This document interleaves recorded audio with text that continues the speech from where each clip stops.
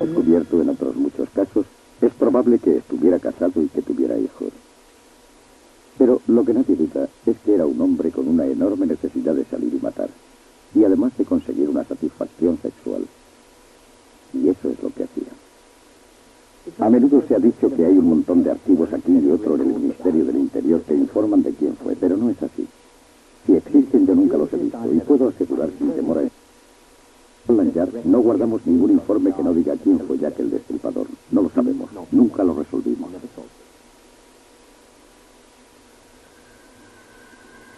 Tottenham, un semillero de anarquía, 1909.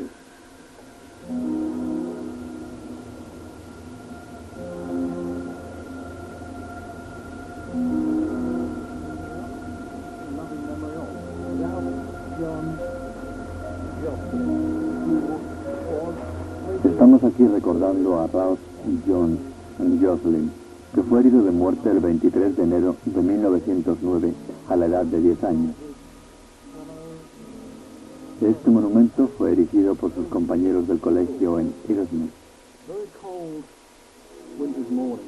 Una mañana muy fría de enero de 1909, hacia las 10:30 de la mañana, y como era habitual en la fábrica de goma de Sherman en Sherman Road, Tottenham, las nóminas eran conducidas desde el banco en Hackney a la fábrica por el chofer del propietario. Dos jóvenes rusos se encontraban a cada uno de los lados de la puerta de entrada a la fábrica.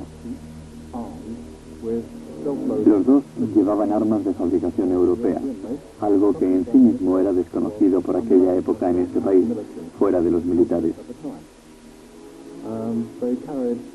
También llevaban un montón de municiones. Esto era frecuente entre los anarquistas cuando realizaban uno de estos robos. Llevaban mucha munición. Después se comprobó que dispararon unas 400 cargas durante la huida. Los policías de la comisaría, que estaba a pocos metros, se dieron cuenta de que algo estaba ocurriendo. Los agentes salieron por la puerta principal para encontrarse con los dos rusos bajando a toda velocidad James Road hacia el ferrocarril y camino de Tottenham Masters. Entonces empezó la persecución y un griterío de gente indignada. Llegaron a Midgley Road, donde volvieron a cargar las armas. El coche dobló la esquina y empezaron a disparar. Así que los policías del coche se encontraron con una descarga de balas. Por desgracia, un niño de 10 años recibió una bala perdida que resultó ser mortal. Después pasaron junto a la pared de un depósito de gas, que ahora es un almacén del ayuntamiento. Allí el agente Tyler se acercó hasta estar a unos 25 metros de ellos. Paul Heifer se dio la vuelta y disparó.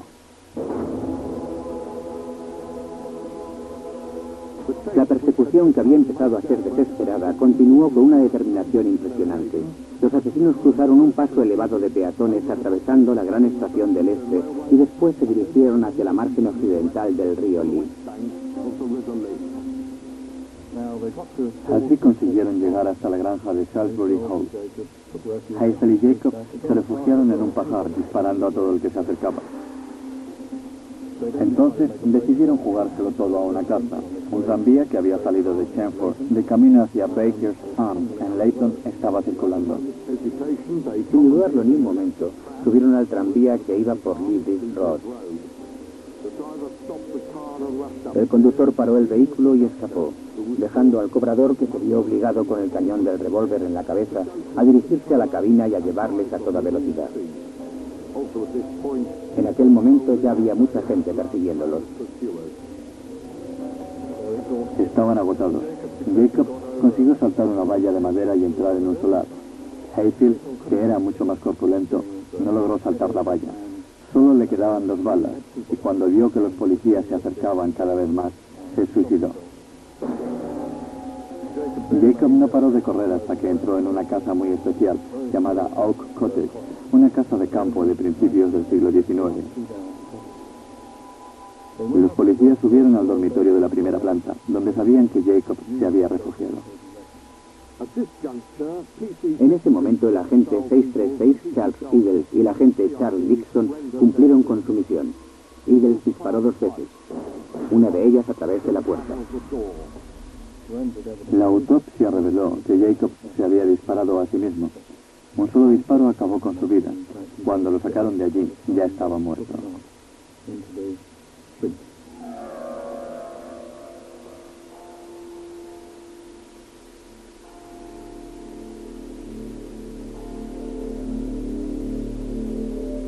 Dr. Crippen, envenenador atrapado por el telégrafo, 1910. En 1910, el doctor Crippen asesinó a su mujer, Bella Elmore, y la enterró en el sótano del 39 de Hildreth Crescent. Esta es la pala que utilizó para excavar el suelo del sótano y, al parecer, fue la misma usada por la policía meses más tarde para desenterrar el cadáver. Mató a su mujer porque él mantenía relaciones con su mecanógrafa, Ethel Lennett.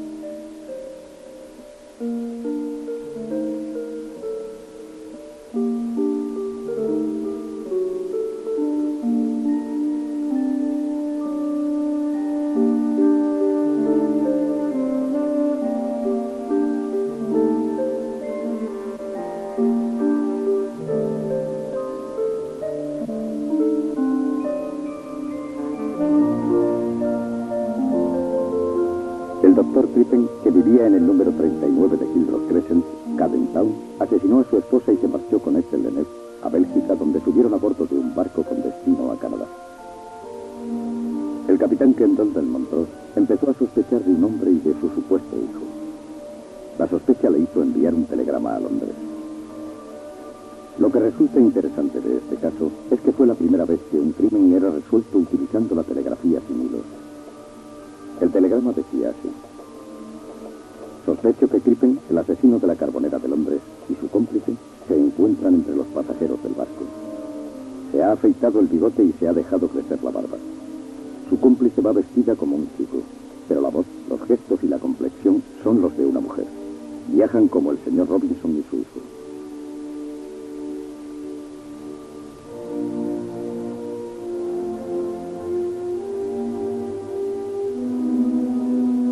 El inspector jefe Dew tomó el paquebote más rápido y llegó a Canadá, haciendo que el barco se detuviera en Feather Point. Crippen y Ethel Lennett fueron llevados a Inglaterra para ser juzgados.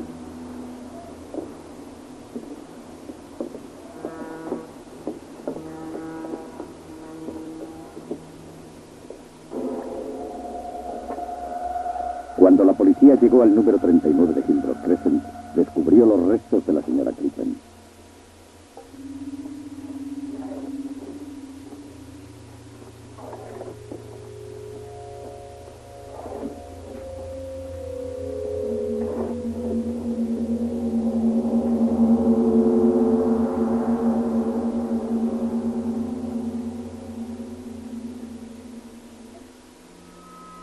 No encontraron mucho, solo unos restos con cicatrices y unos mechones de pelo. Pero también hallaron una chaqueta de pijama, y fue eso lo que condenó a Crippen. Durante el cuarto día del juicio, a Crippen se le preguntó si había comprado un pijama en la tienda de los hermanos John de Holloway. Dijo que sí. Se le preguntó la fecha y respondió que en 1905. El testigo siguiente subió al estrado y afirmó que los hermanos John de Holloway, como aparecía en la etiqueta de la chaqueta del pijama, se habían convertido en sociedad limitada en 1906, lo que demostraba que Crippen había mentido. La chaqueta del pijama condenó a Crippen después de que fuera hallado culpable. Ethel Lennett fue juzgada. El proceso duró un día y fue absuelta.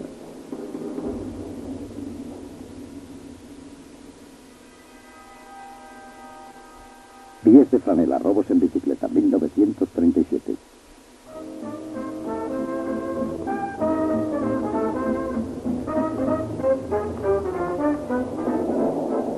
El nombre de Flammefoot, pies de franela, se debe a que siempre llevaba botas y calcetines de goma cuando salía a robar.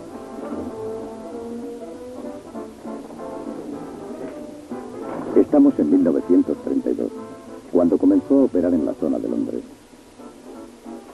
Solía ir en el suburbano a todas partes de los alrededores. Al llegar, robaba una bicicleta. Sus habilidades como ladrón eran notables porque su equipo era muy sencillo.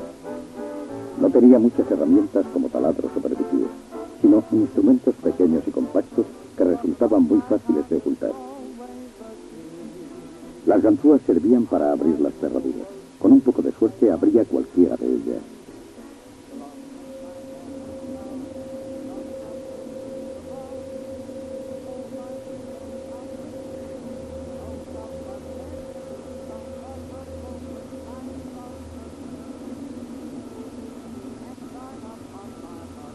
Primero elegía una casa. Taladraba el marco de la ventana con una barrena especial para madera, metía el cuchillo, quitaba el pestillo, levantaba la ventana y entraba en la casa. Trabajaba los fines de semana y solo robaba dinero. Nunca se llevó un objeto personal. Por eso era muy difícil de atrapar. Y eso le permitió seguir actuando durante 5 años. Estaba volviendo locos a los policías. Tenían un plano en el que se mostraban los lugares donde había estado, donde se había encontrado una bicicleta robada y otros detalles.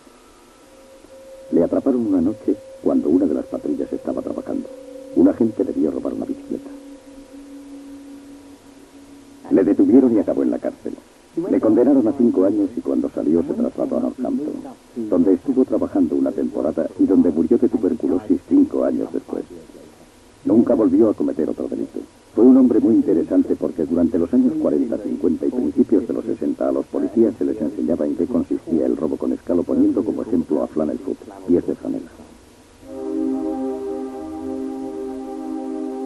Hay, el asesino de los baños de ácido, 1949.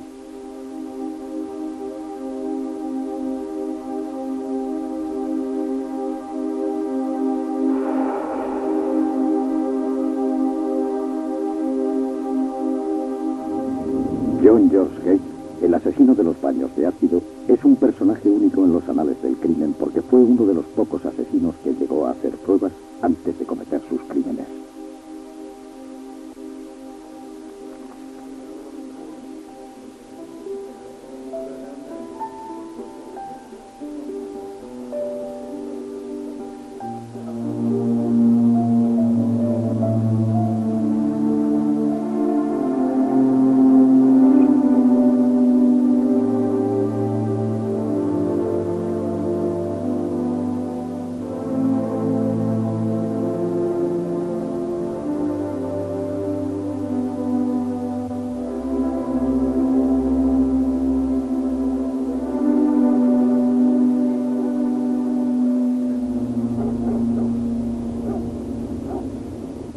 Llevó a la señora Durand Deacon a la calle Leopold Road en Crowley y la mató.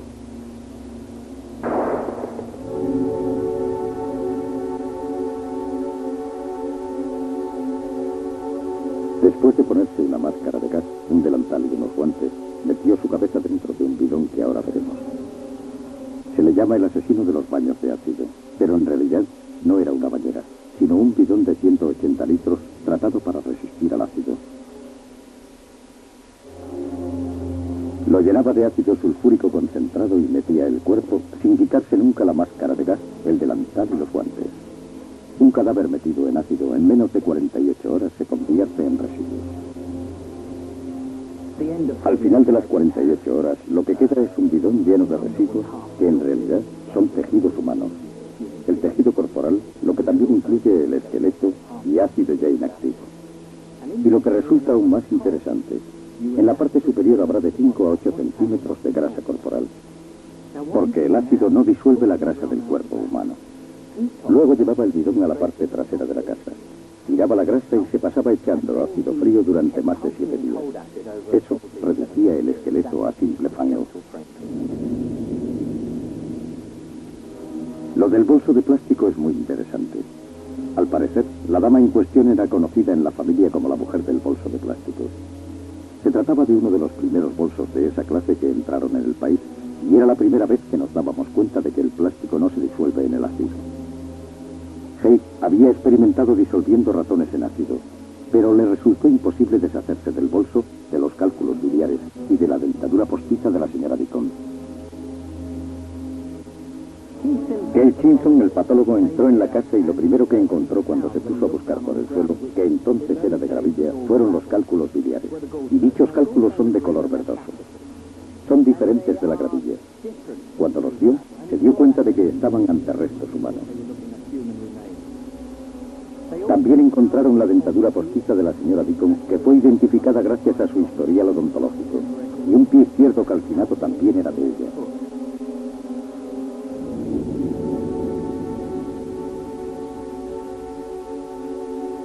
John George Haig alegó estar loco.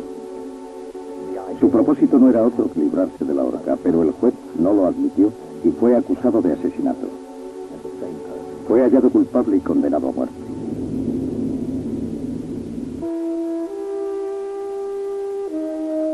Christie, asesino múltiple, 1953. Christie era un reservista que trabajaba en la comisaría de policía de Harrow Road. Fue despedido de su empleo por molestar a las mujeres en la cantina.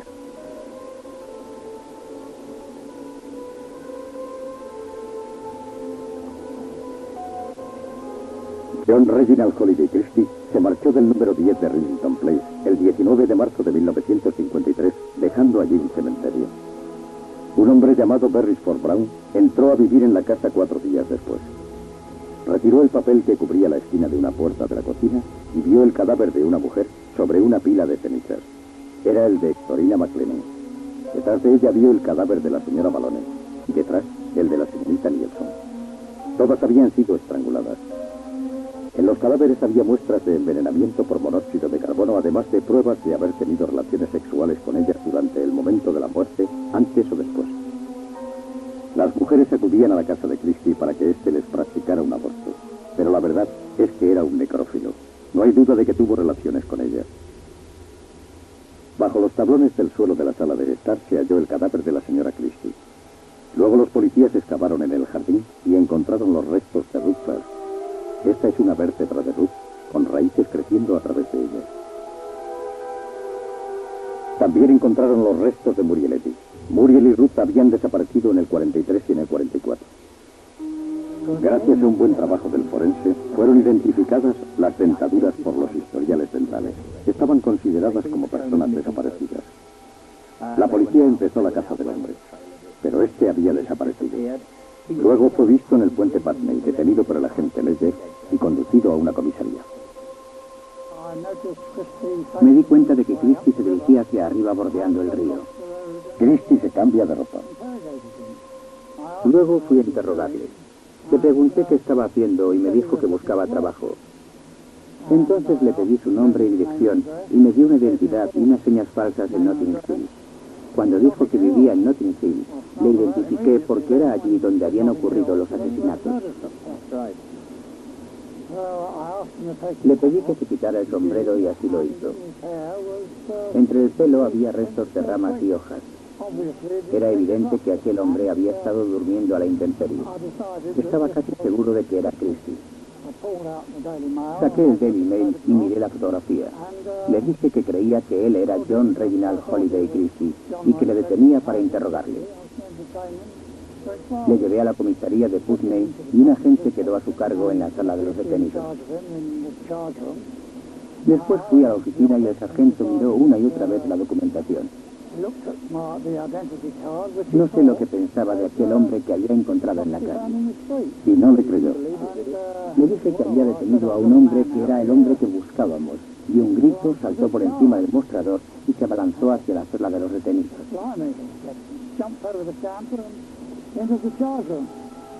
Empleado acusado de la matanza de la Casa del Horror. En aquella época, esa zona estaba llena de delincuentes. Recuerdo que en una ocasión estuve persiguiendo a un hombre al que había visto robar en una tienda en la esquina de St. Mark's Road, muy cerca de Rillington Place. Le seguí hasta que entró en el número 10 de Rillington Place y lo detuve en la casa de Christie. Recuerdo que hablé con Christie y le dije que había detenido a uno de sus inquilinos. También le hablé del olor tan repugnante que había en su casa.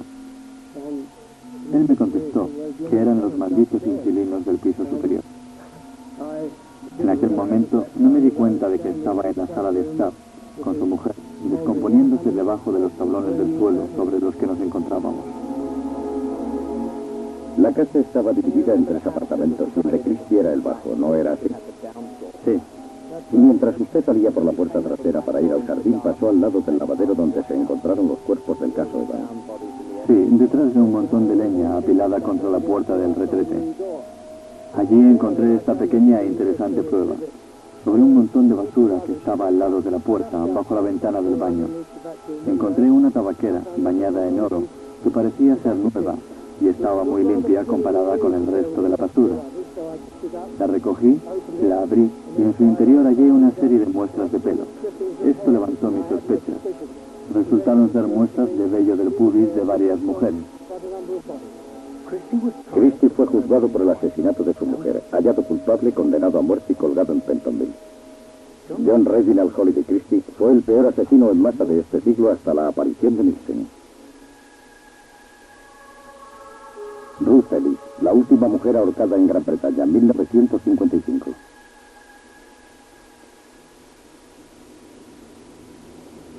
El 21 de junio, Ruth Ellis fue hallada culpable de asesinato en el Old Bailey y condenada a muerte de acuerdo con la ley. Fue ejecutada el 13 de julio y la conciencia de Gran Bretaña se sintió conmovida. Había mantenido un romance con un tipo llamado Blakely. Durante años estuvieron viviendo juntos.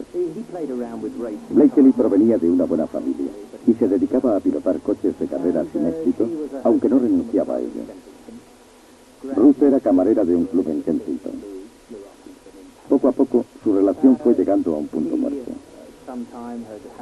En cierto momento, él la abandonó, pero Ruth no dejaba de perseguirle y de tratar de que volviera con ella. Un día, Ruth fue al club Maclala, donde él estaba tomando una copa. Cuando salió del local, Ruth le disparó 6 veces con el arma que estaba tras él.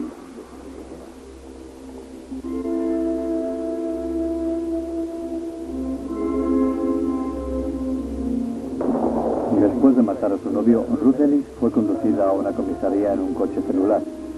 Allí me hice cargo de ella por primera vez. Hice que se sentara en una sala del Departamento de Investigación Criminal. Me aceptó un cigarrillo y recuerdo que estaba muy tranquila. Hablando con ella tuve la impresión, que confirmaría más tarde, de que no le importaba lo que pudiera ocurrirle. Deseaba dispararle. Le disparó y se sentía muy a gusto por haberlo hecho. ¿No estaba preocupada? En absoluto, estaba tranquila, creo que más tranquila que nosotros. Sus palabras la condenaron. Cuando se preguntó si pretendía disparar contra Blakely, dijo, está claro que disparé para matarle. Y cuando se le preguntó si había disparado el arma que había acabado con la vida de Blakely, dijo que sí. La mente culpable y el acto culpable necesarios en un asesinato para demostrar que en efecto lo es, estaban allí. Yo tuve un papel importante en todo aquello, porque entonces, en la época de la pena capital, era frecuente que la policía fuera a recoger al preso a la cárcel, lo llevara al tribunal de Hampstead y lo devolviera a la prisión. A mí me tocó ese trabajo. Solía sentarme en la parte posterior del coche, mientras una mujer policía se ponía a su lado. Hablábamos de toda clase de cosas. A veces hablábamos como si fuéramos a una fiesta.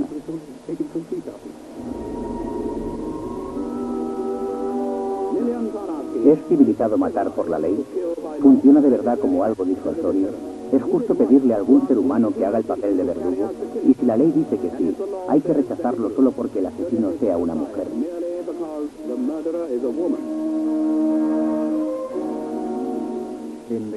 En los años 20, 30, 40 y 50, todas las mujeres colgadas despertaron cierta simpatía entre el pueblo. Una larga serie de acontecimientos llevó a la gente a plantearse la abolición de la pena capital. El sentimiento general abolía la pena de muerte.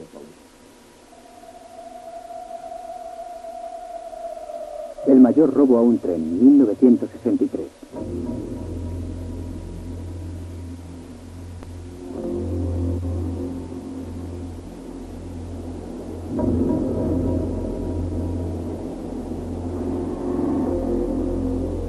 De agosto de 1963.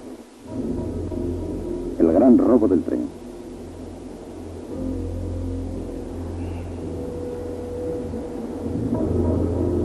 A las 3 de la mañana detuvieron el tren correo que se dirigía a Euston procedente de Escocia en Shears Crossing. Cambiaron las señales. Estaban verdes y las pusieron rojas. El tren se detuvo y 15 criminales subieron descargando 121 bolsas llenas de billetes usados y las cargaron en camiones. Condujeron hasta llegar a una granja llamada Niedersley.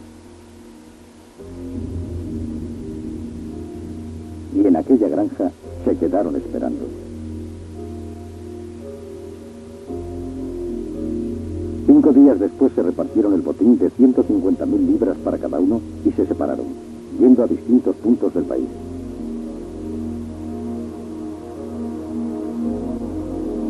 Los agentes de policía y los del Departamento de Huellas Dactilares subieron al tren. Hemos encontrado el escondite de la banda. El grupo de huellas dactilares fue a la granja Niedersley. Había huellas en un bote de tomate, las del señor Bitt. También fueron tomadas huellas en latas de cerveza. Habían tratado de ocultarlas poniéndose cinta alrededor de los dedos, pero eso no funcionó. Hacía mucho calor y se les despegaba. 10.000 libras de recompensa.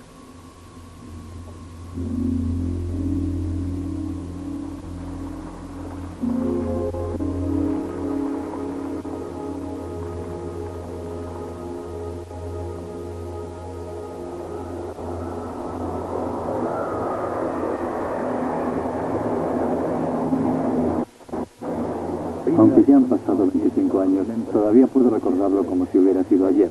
Habían puesto un par de guantes de piel encima del semáforo verde como a unos 800 metros detrás del pórtico en Field Crossing. Pusieron 2 pilas de 12 voltios en la luz roja, detuvieron el tren y se encaramaron al vagón de mercancías de valor que está detrás de la locomotora. Lo llevaron hasta abajo, lo detuvieron delante de la pared y luego la emprendieron a chazos. Tardaron 10 o 15 minutos en entrar en el vagón. Después formaron una cadena humana para pasarse las 120 bolsas de correo que contenían cosas por valor de 2.600.000 libras y que pesaban más de 2 toneladas. La banda había pasado meses preparando el golpe para encontrar una localización tan cerca de la vía principal. Todo estaba medido a la perfección. Además, nadie se dio cuenta en el momento de que habían elegido una granja fuera en Niedersley, a unos 20 minutos de camino, y que se encuentra en dirección contraria a Londres. Por eso, cuando alguien diera la voz de alarma diciendo que habían parado un tren y habían robado millones, nosotros empezaríamos a montar controles de carretera. Ellos tomaron un camino corto y sin vigilancia. No habían olvidado un solo detalle en la planificación. Sabían que no los buscaríamos en una granja perdida en el campo. Esta es la granja donde se escondieron. Así estarían aislados. Fue una buena elección. Es increíble, pero no se puede ver desde la carretera. Solo se encuentra a unos 300 metros de la carretera principal, pero está justo debajo de la línea del horizonte. Hay que subir casi 1 kilómetro para poder divisar la granja. Estaban muy bien escondidos y además tenían provisiones para una temporada. Lo habían estado organizando todo durante unos 15 días. Latas de judías y demás productos fáciles de cocinar, sacos de dormir y 7 cajas de cerveza. En mi opinión, no fue solo uno de los delitos más gordos que hemos sufrido nunca, sino también el mejor planeado de todos. Se les impusieron condenas muy duras y pocos de ellos la cumplieron completa. Dick escapó a Sudamérica. Ya no puede volver. Si lo hiciera, acabaría en la cárcel por el delito que cometió en 1963.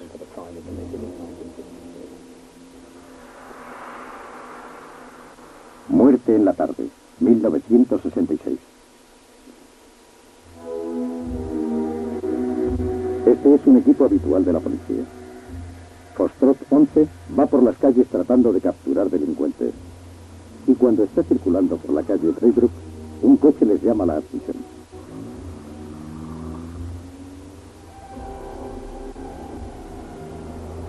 Se acercan.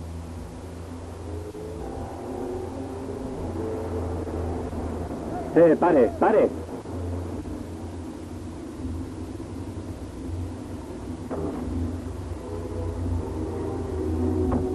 El sargento Heath y Bumble se aproximan al vehículo.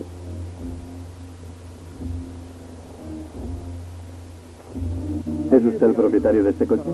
Sí, ¿Me permite ver el permiso de circulación? no lo tengo. No me lo entregarán hasta que no haga la revisión técnica. Entonces el carnet de conducir.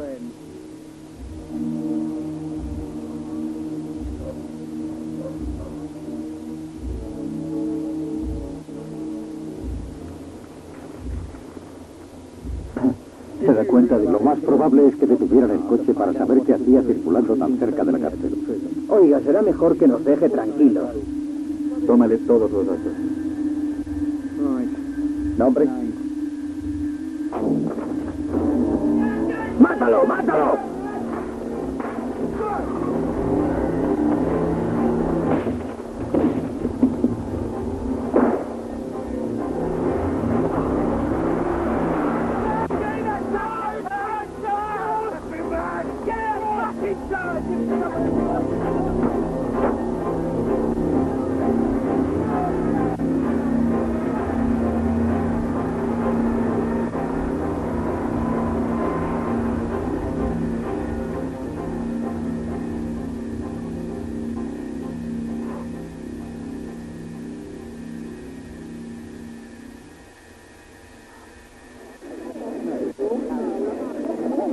Un transportista recuperó el coche de la policía.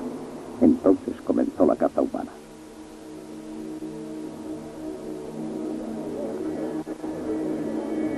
Se dio aviso a todas las unidades COCA, que son los grupos de homicidios, para que se pusieran en contacto con Scotland Yard inmediatamente. Se había producido un ataque muy grave contra 3 agentes de policía en Cipher Bus, en la calle Braybrook. Nosotros teníamos que volver a la central y esperar órdenes. La gente de Cipher Bus se portó de maravilla. Nunca había visto un sentimiento así. El día que ocurrió aquello, todos estaban a la cola para hacer donaciones o para llevar flores.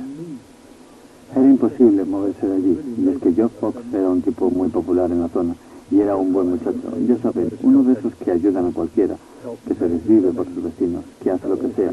Los 3 eran muy buenos, pero Geoff era tan conocido que la gente se subía por las paredes.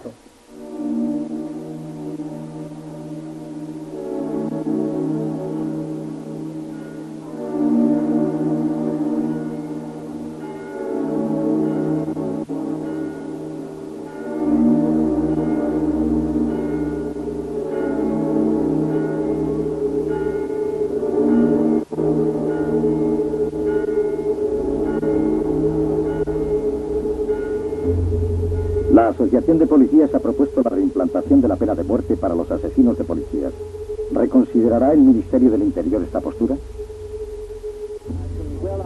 Puedo comprender muy bien las reacciones y los sentimientos de la policía en el momento actual, pero cometería una tremenda equivocación si tomara una decisión política de tal trascendencia como consecuencia de un hecho, por horrible que éste pueda ser. John Daddy y John Edward Whitney fueron detenidos enseguida. Harry Robert dijo que había estado allí, pero que no había disparado ni un solo tiro. Cuando lo traíamos en el avión, viajaba en la parte trasera con Henry. Íbamos en un compartimento aislado. Llevaba una gabardina, pero hacía mucho calor y nos preguntó si se la podía quitar. Le tratamos como a un caballero. Creo que por alguna razón sintió remordimiento de conciencia y de repente me dijo, fui yo. Salí del coche y Robert me gritó, mátalo, mátalo. Entonces saqué la pistola y disparé. Desde aquel momento no paró de confesarlo todo. 1000 libras de recompensa. Harry Roberts era el jefe de la banda, ¿verdad? No había la menor duda de que era el jefe. Era una banda de 3 al cuarto, de lo más corriente. Nada del otro mundo. Roberts había estado en el ejército. Su labor allí era vigilar desde lo más alto de un árbol. Y por ello se le concedió una medalla por sus esfuerzos. El loco de Robert tiene 3 armas.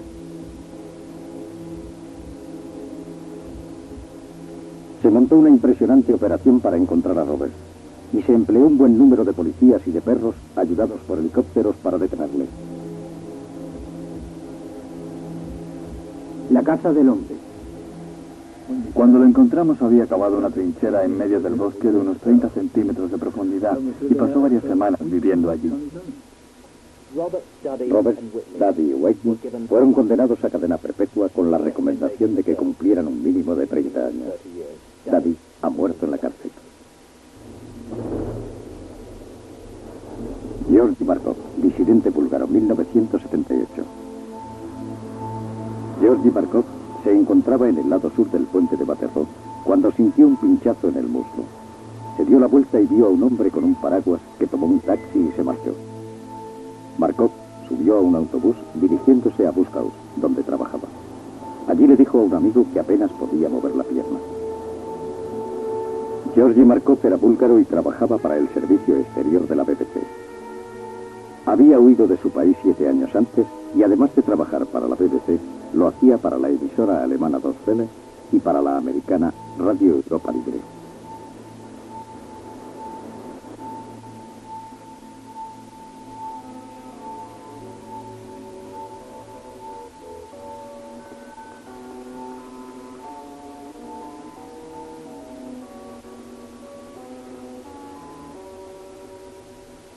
Al observar la parte posterior de la pierna derecha encontraron lo que más tarde fue descrito como un punto rojo rabioso. Él no le dio importancia. Cuando llegó por la noche a casa le dijo a su mujer que se sentía mal. Llamó al médico y este dijo que era catarro, que duerma tranquilo y por la mañana estará mejor. Pero a la mañana siguiente estaba en muy mal estado. Volvieron a llamar al doctor y este diagnosticó una septicemia, envenenamiento de la sangre. A medida que iba transcurriendo el día, su estado fue empeorando hasta el punto de que tuvo que ser trasladado al hospital Saint-Louis de Valmont. Ya estaba en estado crítico.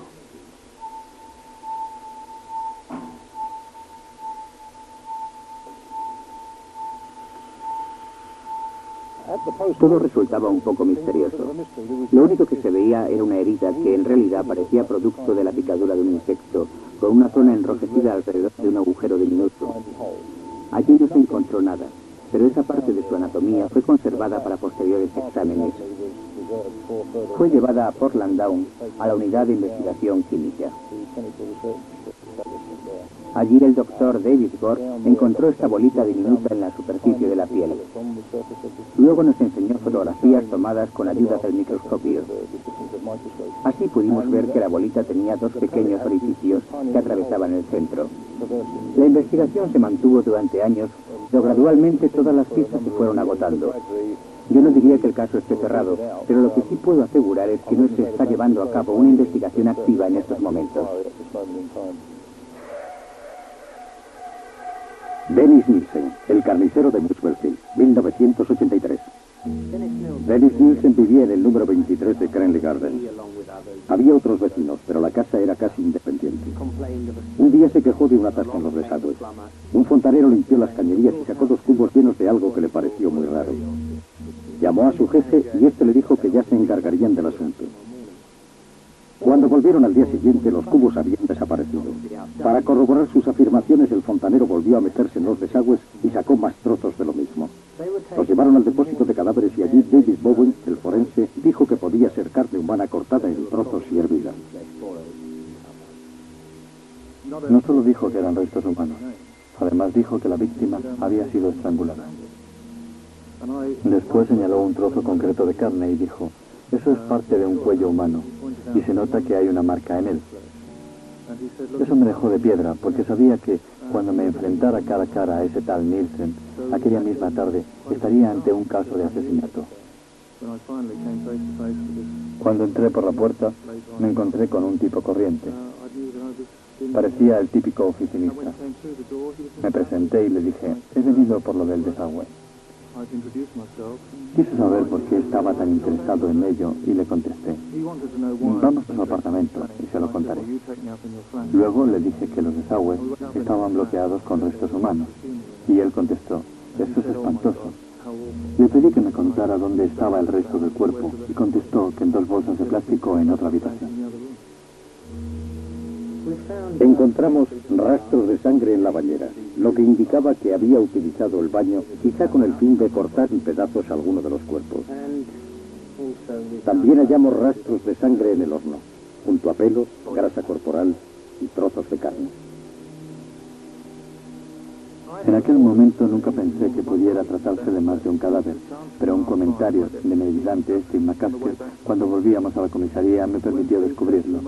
Steve le preguntó si se trataba de un cadáver o de 2, y Nielsen contestó que de 15. Luego dijo que en total eran 16. Más tarde descubrimos que había 15. Lo más curioso es que le creímos en el momento. No había ningún motivo para pensar que hablaba solo por hablar. Desde el principio fue sincero con nosotros, en todos los sentidos.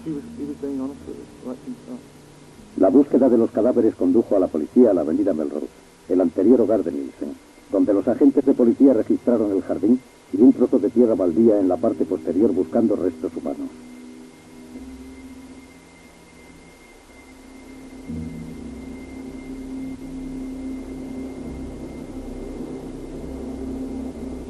¿Cuándo vino Nielsen a vivir aquí? Fue en noviembre de 1975. Vino con un tipo al que llamaba Twinkle. Era un amigo homosexual y estuvieron viviendo juntos aquí durante unos 18 meses. Pero cuando Twinkle se marchó, ya había estado manteniendo relaciones con otro par de tipos durante un periodo de 18 meses.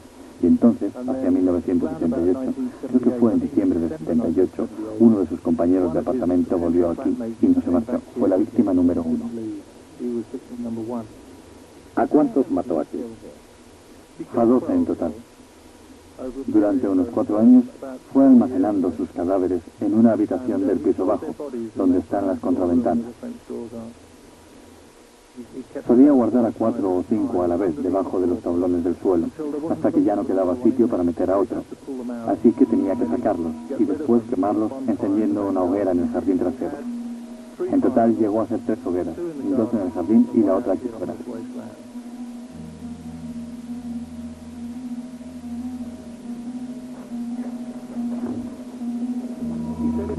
A un periódico concreto le confesó que la víctima es como el plato sucio después de la fiesta y que fregar el plato era una tarea muy normal. No pudimos encontrar ningún motivo para sus acciones.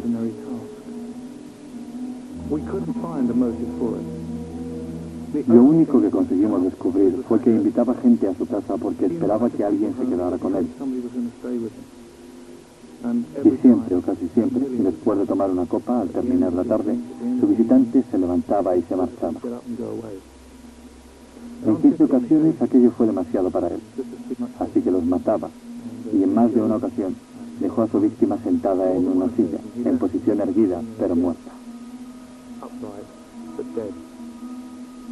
Tal vez pensara que al volver a casa al día siguiente encontraría a alguien, aunque estuviera muerto. No lo sé. Se declaró culpable, pero afirmando que tenía perturbadas sus facultades mentales. Estoy loco cuando asesino, dijo, pero perfectamente cuerdo antes y después. El juez no lo admitió, y Nielsen fue acusado de asesinato en primer grado, hallado culpable y condenado a 25 años de cárcel. Me sorprendió que escribiera que no tenía lágrimas para sí mismo, ni para sus víctimas, ni para sus familiares y amigos.